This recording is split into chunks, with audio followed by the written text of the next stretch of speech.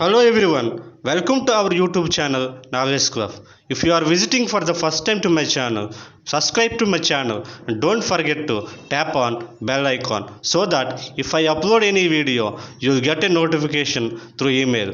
And like, share my videos to your friends and family without any lag. Let us go into our today's topic. Our today's topic is homophones. తెలుగులో దీన్ని మనం ధ్వనైక్యత అని పిలుస్తాం. ధ్వనైక్యత అంటే unity in sound. So ఇవి శబ్దాన్ని ఉత్పత్తి చేయడంలో సమాన ధర్మాన్ని పాటిస్తాయి అన్నమాట. సో ఈ హోమోఫోన్స్ అనే వాటి గురించి మీకు క్లియర్గా అర్థం అవ్వాలంటే ఈ యొక్క వీడియోని ఎండ్ వరకు చూడండి, అప్పుడే మీకు క్లియర్గా అర్థమవుతుంది. మీరు స్కిప్ చేస్తే మాత్రం ఈ వీడియో మీకు ఈ టాపిక్ మీకు అర్థం కాకపోవచ్చు. So without any lag, let us go into our topic today. So now మనం ఈ హోమోఫోన్స్ యొక్క డెఫినేషన్ చూద్దాం. We discuss the definition of homophones. Definition అంటే వివరణ అన్నమాట. Okay, so let's go. One of two or more words pronounced alike but different in meaning or origin or spelling. అంటే ఇక్కడ దీని అర్థం ఏంటంటే ఏవైనా రెండు లేదా అంతకంటే ఎక్కువ పదాలు ఒకేలా ప్రొనౌన్స్ అవుతాయి. అంటే వాటి యొక్క ప్రొనౌన్సియేషన్ ఒకేలా ఉంటుంది, కానీ వాటి యొక్క అర్థము కానీ స్పెల్లింగ్ కానీ మారుతుందన్నమాట. Let us see an example here.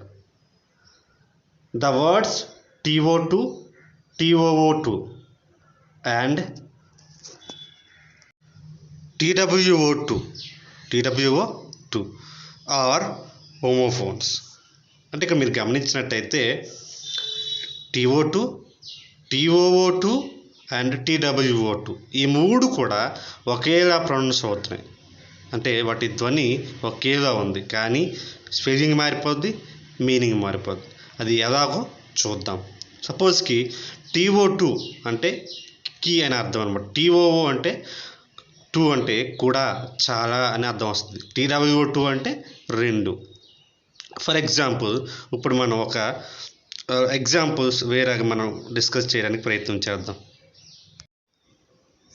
ఇప్పుడు TO2, TOO2 ఈ రెండింటిని మనం తీసుకుంటే, for suppose I like mangoes and I like sweets two. అంటే నేను ఇక్కడ ఏమన్నాను, నాకు మామిడి పళ్ళు అంటే ఇష్టం, అలాగే స్వీట్స్ కూడా ఇష్టమే. అంటే స్వీట్స్ కూడా ఇష్టమే. కూడా అనేది ఎలా వచ్చింది, TO2 అన్నాను కాబట్టి. ఓకే, ఇప్పుడు 2 అంటే ఐ గో టు స్కూల్. ఇక్కడ మనం కీ అని వస్తుంది, నేను స్కూల్కి వెళ్తాను అది. సో ఈ TO2కి TOO2కి డిఫరెన్షియేషన్ ఉంది కదా. ఇప్పుడు TWO2 అంటే I have 2 pens like that. So this is the way of using. So now let us go to the next examples. So now let us observe the first example, right? If you see on top, there are two words. There are AIR air, HEIR air, AIR air, HEIR air. So ఈ రెండింటికి తేడా ఏంటి? రెండు కూడా air అనే pronounce చేస్తున్నాయి, but there is a lot of meaning differentiation in meaning. So let us discuss it. Here oxygen and other gases that we breathe in, అంటే మనం పీల్చుకునేటువంటి ఆక్సిజన్ కానీ ఇతర వాయువులు ఏవైతే ఉన్నాయో ఆ గ్యాసెస్ని, ఆ వాయువుని మనం ఎయిర్ అని పిలుస్తాం.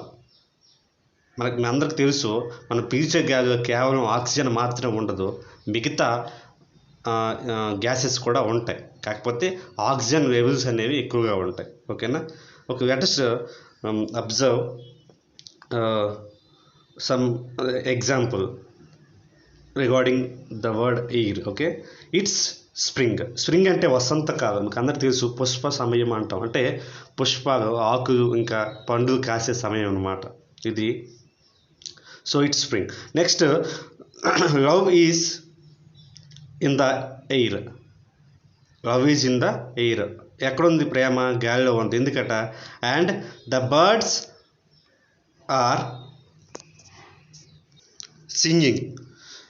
ఇక్కడ అంటే పక్షులు పాడేటువంటి ఆ పాటలు ఏవైతే ఉంటాయో, కూతలు ఏవైతే ఉంటాయో అవి చాలా ఆహ్లాదకరంగా ఉంటాయి అనే అర్థంలో ఈ యొక్క వాక్యాన్ని ఇక్కడ ఇవ్వడం జరిగింది. అంటే మీకు ఇప్పుడు అర్థమైంది అనుకుంటా. ఏఐఆర్ ఎయిర్ అనేది ఏంటంటే గ్యాసెస్, అంటే గాలి అని అర్థం అనమాట. నౌ మనం హెచ్ఈఐఆర్ ఎయిర్ గురించి మనం డిస్కస్ చేద్దాం. ఓకేనా? Right. Now we are going to know about air, H-E-I-R, air.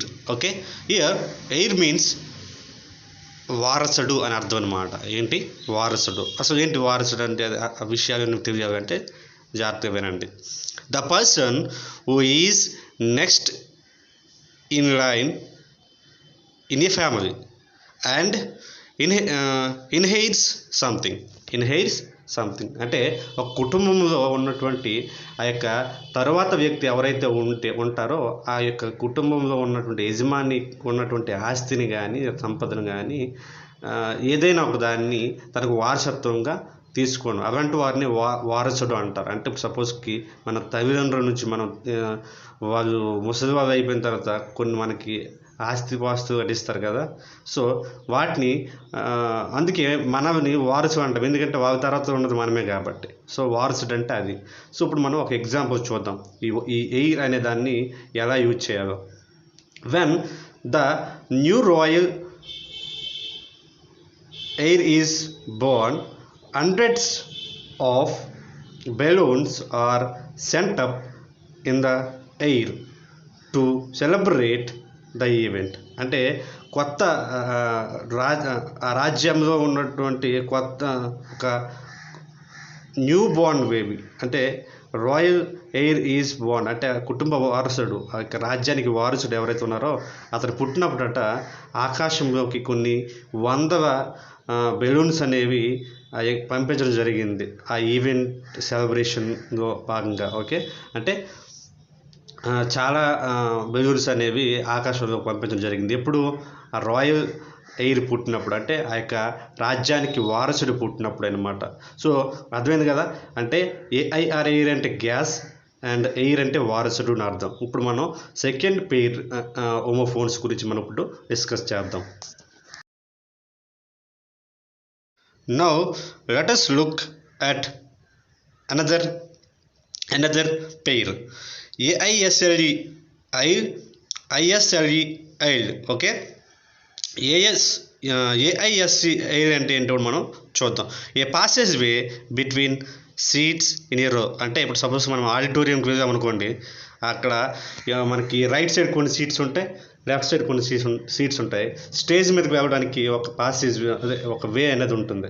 So దాన్ని మనం ఏమంటామంటే ఐల్ అంటాం, AISLE, I'll. Okay, now let us look examples here. Look at examples here.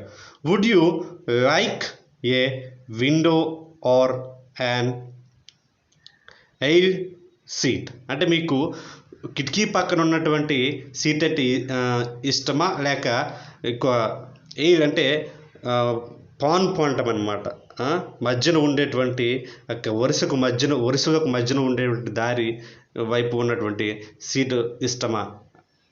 Okay, now second one,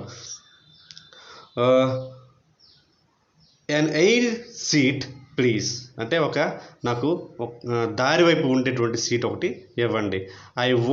I wouldn't like to sit next to the window. అంటే నేను కిటికీ పక్కన కూర్చోడానికి ఇష్టపడటం లేదు. I am afraid of heights. నాకు heights అంటే భయం. ఓకే, సో AISLE ఎయిర్ అంటే సీట్లకు మధ్య ఉండే దారి. Till now we discussed about AISLE I'll AISLE I'll గురించి మనం డిస్కస్ చేసాం. నౌ ISLE ఐల్ గురించి మనం డిస్కస్ చేద్దాం. ISLE ఐల్ అంటే ఏ స్మాల్ ఐలాండ్. ఐలాండ్ అంటే తెలుసు కదా, అంటే శ్రీలంక, లక్షద్వీప్, అండమాన్ నికోబార్ ఇలాంటి వాటిని ఐల్ అంటారు, అంటే ఐల్ ఆర్ ఐలాండ్స్ అంటారు. సో దీనికి ఒక ఎగ్జాంపుల్ చూద్దాం. There are planning to build an airport on the isle. I think it's a fantastic idea. వాళ్ళు ఆ యొక్క ద్వీపం మీద, అంటే ఐల్ అంటే ద్వీపం కదా, ఈ ద్వీపం మీద ఒక ఎయిర్పోర్ట్ నిర్మించాలనుకుంటున్నారు. నేను అది ఒక విచిత్రమైన ఆలోచన అనుకుంటున్నాను అని చెప్పి దీని యొక్క అర్థం. ఇప్పుడు అయితే AISLE ఐల్ అంటే యొక్క సీట్లకు మధ్య ఉండేటువంటి దారి. మరి ISLE అంటే ద్వీపము, ఐలాండ్. రెండిట్లో ఏదన్నా పర్వాలేదు, రెండు ఒకే అర్థాన్ని ఇస్తాయి. Now let us discuss the third pair of words. They are BAND, band, BANNED, band. So both are pronouncing in the same way, but there is a lot of difference in meaning. Okay, let us discuss it. First one, BAND, band. దీనికి అర్థం ఏంటంటే a group of people, అంటే ఒక జన సమూహం అన్నమాట. So అంటే music వాయించడానికి కొంతమంది కలిసి ఒక గ్రూప్గా తయారవుతారు కదా, ఫర్ ఎగ్జాంపుల్ ఆర్కెస్ట్రా అంటాం. సో అది ఒక బ్యాండ్ అలా అనమాట. ఓకే, సో దీనికి ఒక ఎగ్జాంపుల్ ఇప్పుడు మనము చూద్దాం. Example, like to form a rock band, can you play any musical instruments. అంటే నేను ఒక రాక్ బ్యాండ్ని ఏర్పాటు చేయాలనుకుంటున్నాను, నువ్వేమైనా సంగీత వాయిద్యాన్ని వాయించగలవా. అంటే బ్యాండ్ అంటే ఏంటంటే a group of people together to play music అనమాట. అంటే మ్యూజిక్ వాయించడానికి ఏర్పాటు చేసుకోబడినటువంటి ఒక సమూహము. ఇప్పుడు మనం BANNED బ్యాండ్ అంటే ఏంటో మనం ఇప్పుడు నెక్స్ట్ స్క్రీన్లో చూడబోతున్నాం. Let's go to it. Now let us look at band, BANNED, band. So we all know verb forms. మనకు వెబ్ ఫార్మ్ తెలుసు కదా, V1, V2, V3 అంటాం. సో ఈ వర్బ్ ఫార్మ్స్కి ఈ వర్బ్స్ ఏవైతే ఉన్నాయో ఆ వర్బ్స్లో BAN అనే వర్బ్ 1కి BANNED బ్యాండ్ అనేది వర్బ్ 2 అండ్ వర్బ్ 3 అనమాట. సో దీని మీనింగ్ ఏంటంటే టు ప్రొహిబిట్ అంటే నిషేధించడం అనమాట. నాట్ అలౌ అంటే అనుమతించకపోవడం. సో బ్యాన్ అంటే ఏంటంటే అనుమతించకపోవడం లేకపోతే నిషేధించడం అని అర్థం. BANNED ban. Okay, now let us look at the example. Okay, I would love to be in a rock band. నాకు రాక్ బ్యాండ్లో ఉండాలంటే ఇష్టం. But I thought you were banned from playing loud music in the house. మీరు ఇంట్లో పెద్ద శబ్దాలు చేయకూడదని మీకు నిషేధించారు అని నేను అనుకున్నాను. BAND బ్యాండ్ అంటే ఒక మ్యూజిక్ గ్రూప్ అనమాట. BANNED బ్యాండ్ అంటే నిషేధించడం. సో ఇది ఇవాళటి హోమోఫోన్స్. మనం దీన్ని రివ్యూ చేయబోతున్నాం నెక్స్ట్ స్క్రీన్లో. అయితే మీ దగ్గర ఎవరైనా 10th క్లాస్ స్టూడెంట్స్ ఉంటే మాత్రం వారికి ఇది షేర్ చేయండి, ఎందుకంటే కంపల్సరీ ఎగ్జామ్లో 1 or 2 మార్క్స్ అనేవి దీని మీద రాబోతున్నాయి. Okay, right. Now it is time for review time. So first one ఏంటంటే మనం డిస్కస్ చేసిన పేరు ఏంటంటే ఎయిర్, AIR ఎయిర్ గాలి. సో HEIR ఎయిర్ అంటే వారసుడు. AISLE ఐల్ అంటే దారి అనమాట, అంటే సీట్లకు మధ్య ఉండే దారి. ISLE ఐల్ అంటే దీవి ఐలాండ్. బిఐఎండి బ్యాండ్ అంటే group of music, group of people to play music అనమాట. నెక్స్ట్ బిఐఎన్ఎన్ఈడి బ్యాండ్ అంటే not allowed are prohibit. Okay, నిషేధించడం band అంటే. Okay, right. I hope this video is helpful to you. If you like this video, don't forget to encourage me by liking and sharing my video, and don't forget to subscribe, share with your friends, especially 10th class students ఎవరైనా ఉంటే వాళ్ళతో మాత్రం compulsory share చేయండి, ఎందుకంటే compulsory 1 or 2 bits అనేవి ఈ topic మీద ఎగ్జామ్లో ఇస్తాడు. Let us meet again in the next video. Prashant signing out.